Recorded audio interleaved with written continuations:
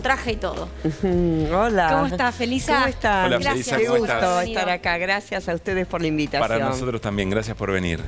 Bueno, por supuesto tenemos ganas de conocer tu mirada general del momento de la política económica de la Argentina, pero ¿nos explicás qué es un plan de estabilización que empieza a sonar cada vez más fuerte? Bueno, siempre en economía se habla de un plan de estabilización cuando ese plan trata de controlar la inflación y ataca las variables macroeconómicas, que son básicamente el déficit fiscal, la emisión monetaria, la tasa de interés, para que se coordinen entre sí y en algún momento, supuestamente, la coordinación de estas variables permitiría bajar la inflación. Esto es lo que se llama plan de estabilización. En general, esconde un proceso de ajuste del sector público y también no es lo mismo que un plan productivo o un plan de crecimiento, donde además de las variables macro se consideran las variables sectoriales para que los distintos sectores de la economía puedan ir avanzando, produciendo, generando empleo. Pero ¿qué pasa con los precios y los salarios? Pues se habla como parte del plan de estabilización de un congelamiento de precios y salarios. Bueno, muchas veces los planes de estabilización incluyen acuerdos de precios y salarios, que se llaman políticas de ingresos. No es lo más común. Generalmente los planes de estabilización van más por la reducción del gasto público, de la emisión, el alza de la tasa de interés, y a veces se agrega este componente de precios y salarios, que a mi juicio no es errado incluirlo, incorporarlo en un plan de estabilización, sobre todo cuando los niveles de inflación son tan altos como los que hoy estamos viviendo. Porque seguramente ustedes habrán notado que los salarios, por más que se ajusten, van siempre por detrás de la inflación, Sí, cuando ajustan, es tan vertiginosa como es en este momento. Claro, porque ahora muchos sectores de los gremios están obteniendo aumentos salariales que están en concordancia más o menos con la inflación, pero van detrás. Sí, claro. O sea, van a cobrar el aumento cuando ya la inflación aumentó un 10 o un 15%. Ahora, Felisa, de lo que se hablan puntualmente, porque digo, estamos hablando de algo que puede llegar a ocurrir, ¿no? Esa es la especulación para el mes de noviembre, incluso se dice, sería congelamiento de precios, salarios, dólar y tarifas por 4 meses, con el objetivo de, bueno, desindexar un poco.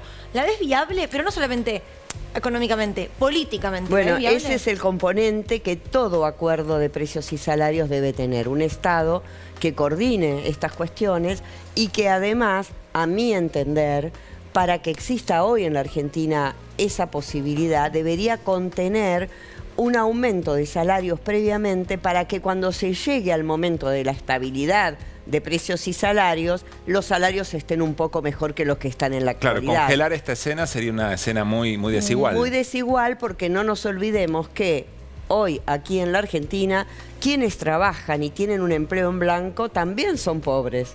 Sí. Por eso es una nueva problemática. Si congelamos ahora los salarios, vamos a dejar en la pobreza a muchos de los que hoy ya están, y por ahí sería bueno subir un escalón los salarios a un nivel. O sea, un aumento por decreto o un bono o algo, y luego sí por ahí congelar. Exactamente. Yo lo veo más positivo si fuese de esta manera. ¿Y si ves al establishment económico dispuesto a...? Bueno, es que acá es muy difícil el establishment económico nuestro, porque si uno mira la evolución de los precios del último año, por no ir más atrás, pero desde que asumió el gobierno, incluso en la pandemia, hubo una intención de estos sectores de recomponer sus márgenes de ganancia muy rápidamente, que los habían perdido durante el gobierno de Macri, cosa rara porque ellos son los principales defensores de esas políticas neoliberales que se aplicaron en ese momento. Sin embargo, perdieron plata en ese periodo y trataron de ganarla rápidamente, aún en pandemia. Cuando la demanda agregada estaba caída, igual aumentaron los precios de una manera bastante importante. Acordémonos que la inflación de ese año fue del 30 y pico %, el año pasado 60, este año vamos para 100. Entonces, yo creo que tenemos un sector empresario que ha tratado de recomponer ganancias muy rápidamente a expensas de todos nosotros y que todavía lo está haciendo, y que además tengo la idea de que si está en la mente del gobierno hacer un plan con acuerdo de precios y salarios, tampoco debería ser anunciado tanto públicamente, porque ya sabemos lo que pasa. Claro, es como como que hay una anticipación de estos sectores. Claro. Y bueno, uno a veces no ve con justificación estos aumentos porque uno ve que el aceite y el azúcar, cosas imprescindibles, están aumentando entre un 20 y un 30% a veces de semana a semana. ¿Y cuáles son los costos que justifican esos aumentos? Cuando el dólar está quieto, cuando los salarios no están incidiendo de una manera tan gravitante hoy en los costos de las empresas grandes, ¿no? De los grandes. Entonces me parece que acá hay que restablecer reglas de juego que tienen más que ver con defensa de la competencia, visto que tenemos sectores muy concentrados, monopólicos u oligopólicos en algunos casos de estos bienes. Son pocas empresas los que los fabrican. Claro. Entonces, en otros países del mundo existen tribunales o instituciones de defensa de la competencia o antitrust que son muy efectivas y que ponen multas y que tienen mucho prestigio en la sociedad porque son las leyes antitrust de otros países que se cumplen. Acá existe una ley de defensa de la competencia y una comisión de defensa de la competencia, pero ¿alguno se ha enterado acaso de alguna multa, de alguna investigación? No, trabajaron muy bien con el tema del fútbol, de los derechos deportivos, ¿no? Cuando se juntaron Fox con Disney, perdón, ahí ESPN hicieron que existiese como una separación, etcétera. Una desinversión. Pero básicamente esto es algo que deberíamos ver todos los días. Claro. Y que institucionalmente está bueno que empiecen a jugar, porque bueno, es una institución que tenemos dentro de lo que es el sistema capitalista hoy vigente en la Argentina, que se utiliza en todos los lugares del mundo. Es incuestionable que esto ocurra, ¿no? Claro. Flor. Sí, un plan de estabilización, hablaste de qué pasaría con los salarios. Ahora, ese congelamiento que se habla cuando se habla justamente de un plan de estabilización, ¿qué pasaría con el dólar? Hoy un dólar oficial mayorista que lo tenés en 150 pesos. ¿Ese dólar lo congelás como estás o habría que tiene que dar un salto, una devaluación? Yo creo que el dólar que existe hoy en el mercado oficial es un dólar competitivo para las empresas exportadoras y también pone un buen precio para los insumos importados que se necesitan para la fabricación de muchos productos que se hacen en la Argentina.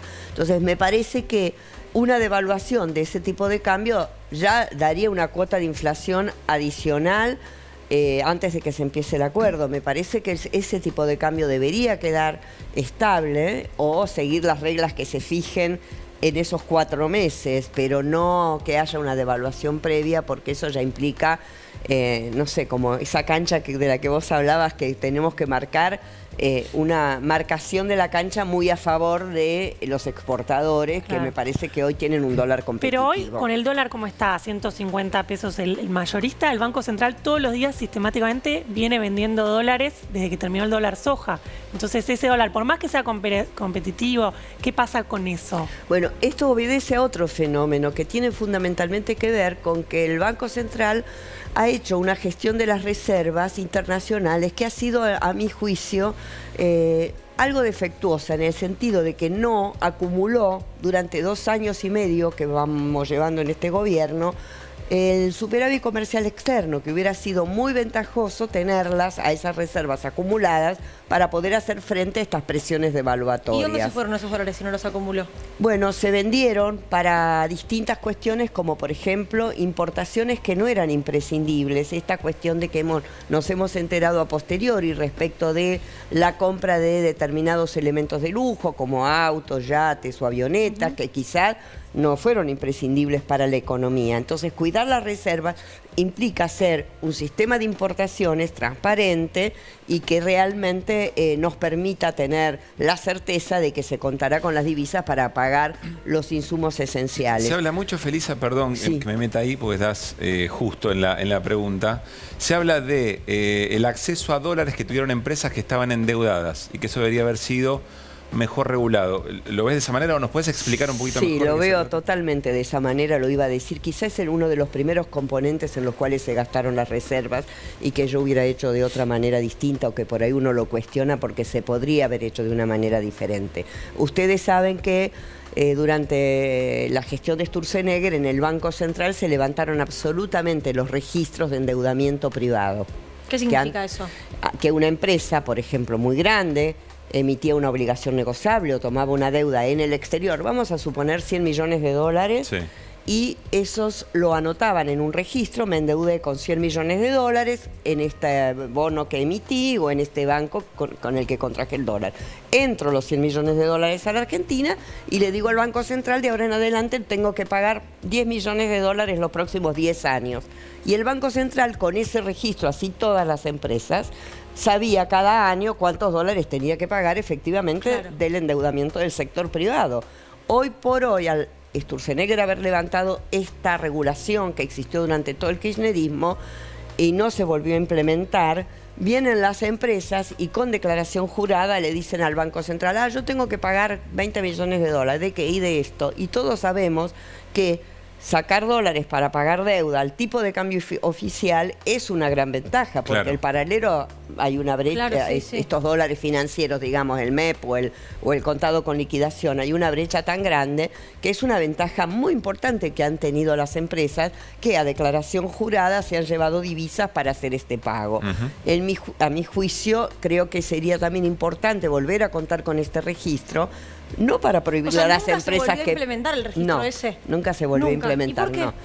Y no sabemos el por qué. Supongo que considerarán que no es necesario. A mi juicio es importante, porque yo no soy de la idea de prohibirle a las empresas que paguen sus deudas, porque eso las haría entrar en default, son empresas argentinas o que operan acá en nuestro país. Sí, trabajo en Argentina. Exacto, pero sí sería estricto en cuanto al uso de las divisas, porque todos sabemos que financieramente es cuando se hacen las maniobras del back to back o del autopréstamo, muchas cuestiones financieras que ya fueron estudiadas, analizadas y sabemos que existen en todo el mundo, no solamente en nuestro país. Entonces es importante tener ese registro.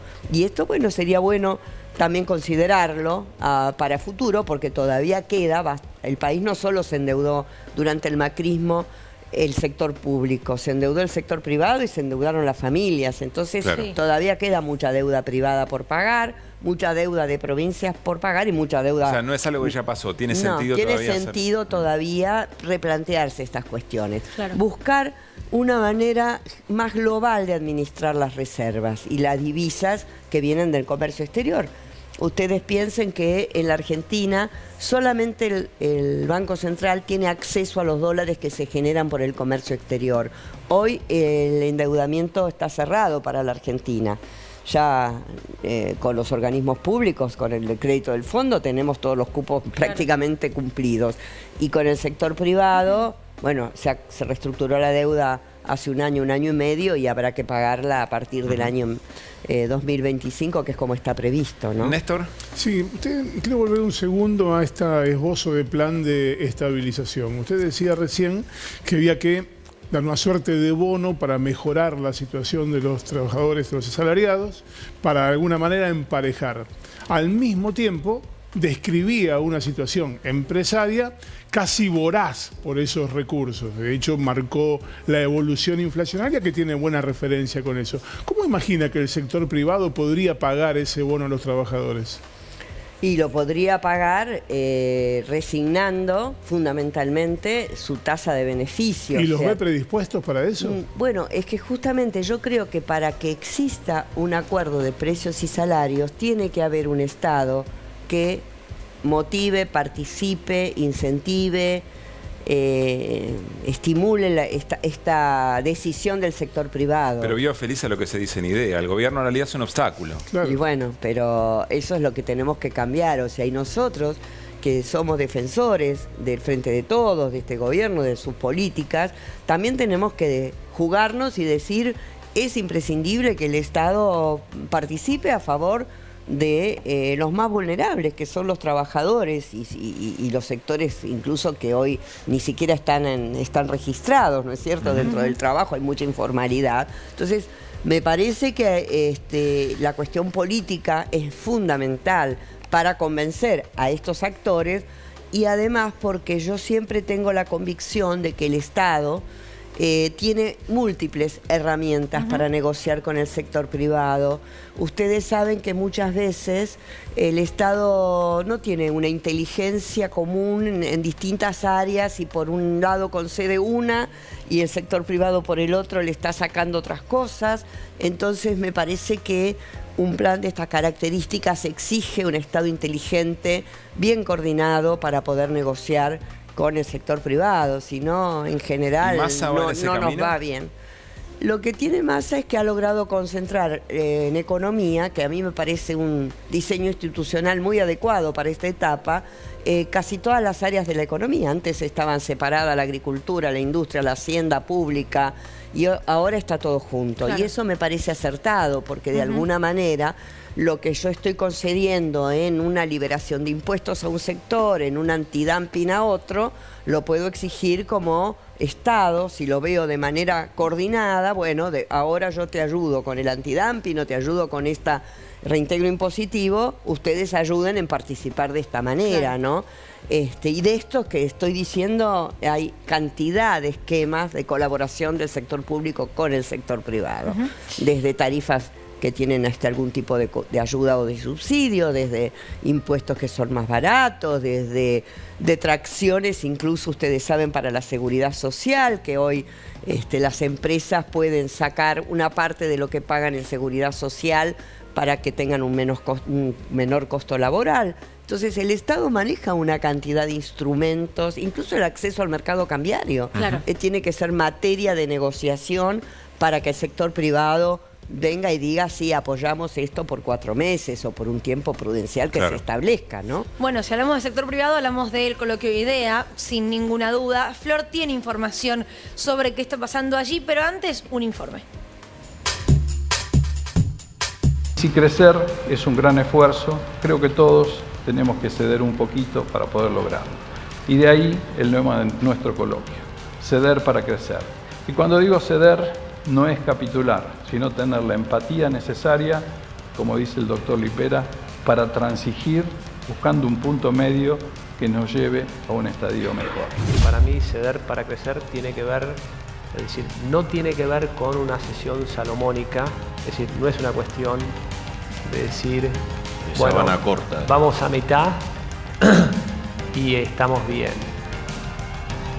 Porque la condición es que tenemos que crecer, digamos, esa cesión, ese ceder tiene que generar algo más. Cualquier dinámica de cesión no puede ser salomónica, sino tiene que ser inteligente. A mí me parece que tenemos con la sociedad, el sector privado, una deuda pendiente. Si uno mira encuestas de qué se opina de los empresarios, en general, salvo a las pymes que zafan un poco más, digamos, en esas encuestas, en general cuando uno habla de empresa, la visión es bastante negativa. Y ahí nosotros tenemos que otra vez interpelarnos y asumir la responsabilidad de eso, no volcarlo todo en la sociedad. Siempre estamos buscando excusas, siempre nos escudamos atrás de algo, o atrás de una crisis, o atrás de una coyuntura, y estoy convencido que tenemos que dejar de hacer eso y tenemos que empezar a poner la Argentina primero. Entonces, yo ahí coincido mucho con esto, ceder para crecer. Ahora, si hablamos de ceder, claramente no podemos ir a pedirle a los que menos tienen que sean los que cedan. Ese modelo está totalmente agotado. Las funciones objetivas propias no hacen o no conducen a máximos para la sociedad.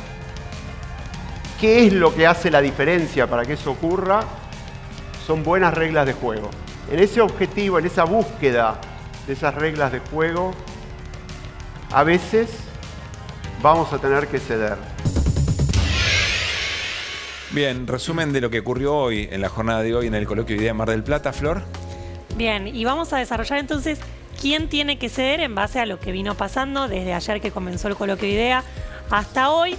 Después me voy a meter con ese último empresario que escuchaban sobre el final del informe que... Medio díscolo, ¿no? Sí, generó muchas críticas en los pasillos del coloquio de IDEA y decían, ¿Qué viene a decir esto que nosotros tenemos que ser si ni siquiera vive en el país? Ahora les voy a contar bien. Bueno, le tiraron con de todo. ¿Quién es Sebastián tranquila Cera? cena, ¿no? Sí, tranquila primera cena. Arrancó tranqui el coloquio de idea, pero para resumir un poco el quién tiene que ceder, la respuesta de todos allí es el meme de Spider-Man. No sé si lo conocen. Trajimos para mostrarle el que todos se señalan. Sí, claro. Excelente. Sí, claro. Ahí, vos sos el que tiene que ser, no, sos vos. A ver, los empresarios le dicen al Estado, el Estado le pide a los empresarios, en el medio aparecen los sindicatos que también andan señalando. ¿Quién se señala a quién? Vamos a desarrollar entonces. Estuvo allí el gobierno de la mano de José el Vasco de Mendiguren, hoy secretario de Industria. ¿Qué dijo en el escenario y también ante el diálogo con distintos periodistas? Lo que se lee ahí, lo que hay que ceder entre todos es la inflación. ¿Y cuál es el señalamiento del Vasco como representante del gobierno allí? Dice a los empresarios. ¿Qué es lo que viene pasando? Lo que comentaba Felisa Micheli, que la rentabilidad viene muy bien en los últimos años, los empresarios acceden a un dólar oficial, que mencionábamos de 150, el que está del otro lado seguro dice, yo no puedo acceder a ese dólar. Existe ese dólar. Claro, existe ese dólar para los empresarios. Sí, lo que pasa, para ellos. Claro, lo que pasa es que muchos se dan vuelta y venden, y no venden al dólar de 150, venden a un dólar de mayor denominación. Entonces ahí se produce una rentabilidad muy grande que se da, bueno, también producto de la brecha cambiaria, y entonces lo que ocurre ahí es el Vasco pidiéndole a los empresarios que cedan. Del otro lado tenés a los sindicatos que también estuvieron en el coloquio de idea y que también se andan señalando ahí como el meme de Spider-Man, que decían a los empresarios, le dijeron, ustedes siempre piden la reforma laboral, decía ahí tanto Piñatelli, que estuvo de Les Mata, como también Gerardo Martínez de la UOCRA. Pero en vez de la reforma laboral pedimos la reforma empresaria, nosotros también. Y dice, nosotros cedemos, si no miren nuestros salarios, claro. Los salarios históricamente muy bajos hoy en Argentina. Y por último, los empresarios que están con un tono bastante conciliador, sabemos históricamente los discursos del coloquio de idea son siempre a favor de reducir el déficit, bajar los impuestos. Este año sobre el escenario hay como un discurso más conciliador. De este año no vamos a pedir bajar los impuestos, no vamos a pedir la reforma laboral, pero decíamos ayer, abajo del escenario se mencionan otro tipo de cuestiones y de hecho atención porque mañana si uno entra al sitio web del coloquio de idea va a haber un panel que se llama Finanzas Públicas, nuestra propuesta. Lo va a presentar un economista, allí lo vemos, eso es lo que va a pasar mañana en el coloquio de idea y allí los empresarios entonces van a llevar su propuesta de cómo sanear las finanzas públicas del país. Es una pregunta muy... Caruso lo va a ver online esto. ¿Por qué las empresas tienen que explicarle a un gobierno de qué manera tiene que manejar sus finanzas? Bueno, es la propuesta que van a hacer. Bueno, está bien. Entonces que los trabajadores puedan participar en las decisiones que toman las empresas. Bueno, ahí no creo que propongan eso. Lo que te dicen, ahí va a haber un economista justamente que es, bueno, tiene una consultora y también asesor de idea. Lo que dicen los empresarios es nosotros no le queremos decir al Estado lo que tiene que hacer. Pero bueno, la propuesta va a estar ahí. Sí. Se va a transmitir en vivo. Hoy este año no hay YouTube del coloquio de idea para el común de la gente que siempre lo podía ver por YouTube.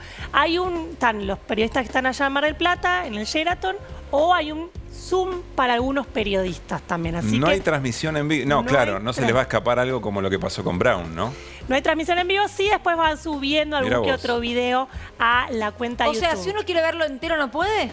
Si no está acreditado. No como ocurría en los años anteriores. Mira. Sí están subiendo algunos videos al canal de YouTube, pero no en vivo, digamos. Y por último, les prometí contarles quién era ese último empresario que decía...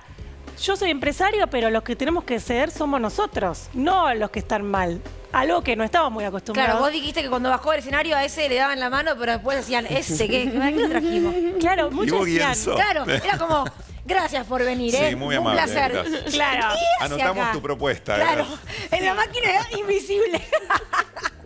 Primera vez al famoso Bien Sol, le decían algunos. Sebastián Cera es un empresario, tiene una empresa de tecnología y finanzas, no vive en Argentina, vive en Londres, vivió en Estados Unidos. Muchos en los pasillos decían, ¿qué no viene a decir si no vive acá? Claro. Sebastián Cera, de todos modos, también dijo otra cosa, que no sé si ustedes la van a relacionar con algo. Dijo, no está bueno estar en otro país y hablar mal de Argentina.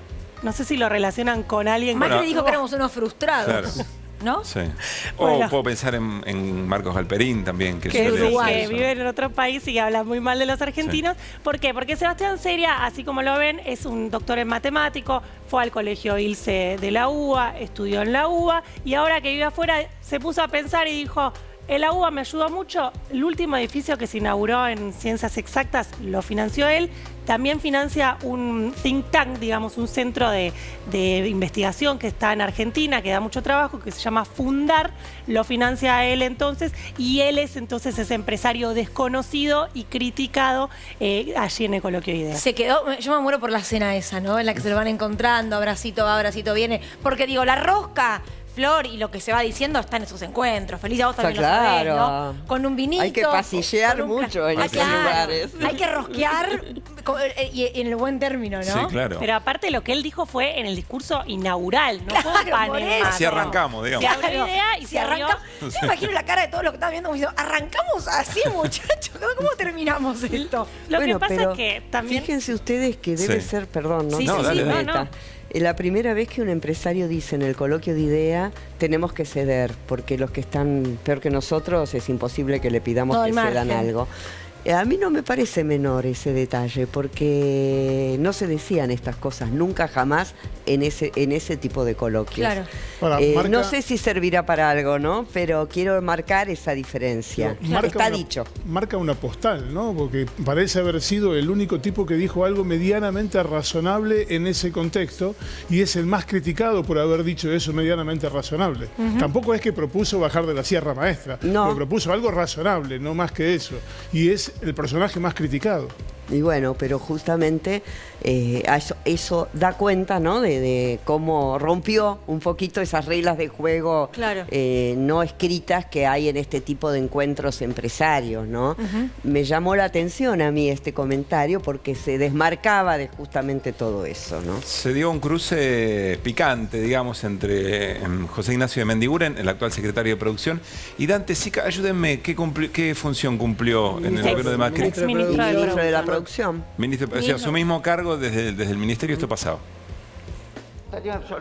Y me gusta hablar con Lalo porque él tuvo la gestión y sabe que una cosa es manejar el PowerPoint y otra cosa es sentarte en un escritorio. Y vos sabés, Lalo, lo que cuesta gestionar. Vos estuviste en un gobierno que traía el mejor gabinete de los últimos 50 años. Sacó un cepo, terminó poniendo el cepo. Sacó las retenciones, terminó poniendo retenciones. Liberó tarifas, terminó congelando tarifas.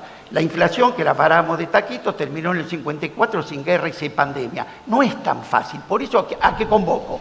Hoy creo que todos los que estamos actuando en política, yo en el campo empresarial, ninguno puede mostrar un éxito en materia antiinflacionaria. Bueno, de entonces eso queremos tenemos que salir, venir con digo, la como humildad sociedad. necesaria, no desde arriba del atril dando cursos que después son inaplicables, y hasta aportar nuestros errores, porque de los errores también se aprende.